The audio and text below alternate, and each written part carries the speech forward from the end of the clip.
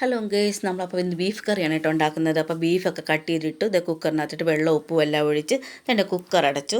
ഇനി നമ്മൾ ഗ്യാസ് കത്തിച്ചിട്ട് കുക്കർ വെക്കുവാണേ. അപ്പോൾ മറ്റേ അടുപ്പിനകത്തോട്ട് ഞാൻ ഇച്ചിരി പച്ചയ്ക്ക് ഇവിടെ വേവിക്കാൻ വെച്ചിട്ടുണ്ട് കേട്ടോ. അത് കഴിഞ്ഞ് പച്ചമുളകും വെളുത്തുള്ളിയും എല്ലാം അരിഞ്ഞ് വെച്ചിട്ടുണ്ട്. ഇതേണ്ട നമ്മുടെ ബീഫ് വെന്തിട്ടുണ്ട്.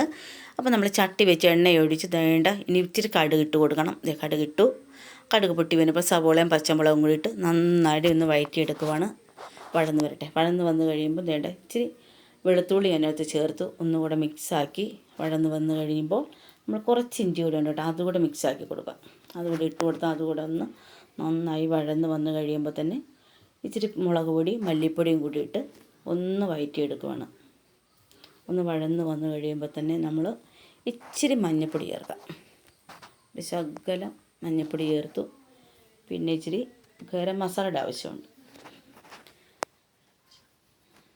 ശകലം ഗരം മസാല ഇട്ടു. ഇനി നന്നായിട്ട് ഒന്ന് വഴറ്റിയെടുക്കുവാണ്. നന്നായിട്ട് വഴന്ന് വരുമ്പോഴേക്കും ഇച്ചിരി വെളിച്ചെണ്ണ കൂടി ഇട്ട് കൊടുക്കുവാണ് കേട്ടോ. അപ്പോൾ ഒന്ന് നന്നായിട്ടൊന്ന് വഴന്ന് കിട്ടട്ടെ. നന്നായിട്ട് വഴന്ന് ഒരു ബ്രൗൺ കളർ പോലെയാണ് കേട്ടോ.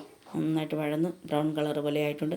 ഇനി വേവിച്ച് വെച്ചേക്കണം ആ ബീഫില്ലേ, അത് വെള്ളവും ബീഫുമായിട്ട് മൊത്തമായിട്ട് ഇടുക. എന്നിട്ട് നന്നായിട്ടൊന്ന് മിക്സ് ആക്കട്ടെ. നന്നായിട്ടൊന്ന് ഇളക്കി വന്നിട്ട് മിക്സായി കഴിഞ്ഞിട്ട് നമ്മൾ വേവിച്ച് വെച്ചേക്കണം പച്ചക്കായ ഉണ്ടല്ലോ, അതങ്ങനെ ഇട്ട് കൊടുക്കുക.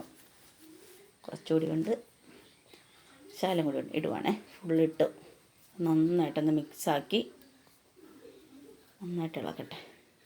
നന്നായിട്ടുണ്ട് മിക്സായി കഴിഞ്ഞ് കാണാൻ തന്നെ എന്തൊരു രസമാണെന്ന് നോക്കിക്കേ, കളറൊക്കെ കണ്ടോ. ഇനി നന്നായിട്ട് ഇനിയിപ്പോൾ കുറച്ച് നമ്മൾ മല്ലിയില ഓൾറെഡി നമ്മൾ അരിഞ്ഞ് വെച്ചിട്ടുണ്ട് കേട്ടോ. അപ്പം നമ്മൾ അതുകൂടി ഇട്ട് കൊടുക്കാം. ശകലം കൂടി ഉണ്ട്, അതുകൂടി ഒന്ന് ഇടുക. മല്ലിയിലയും കൂടി ഇട്ട് ഒന്ന് തിളച്ച് വരണം. ഒന്ന് ഇളക്കിയിട്ട് തിളച്ച് വരണം കേട്ടോ. തിളച്ച് വേണ്ട നമ്മുടെ കറി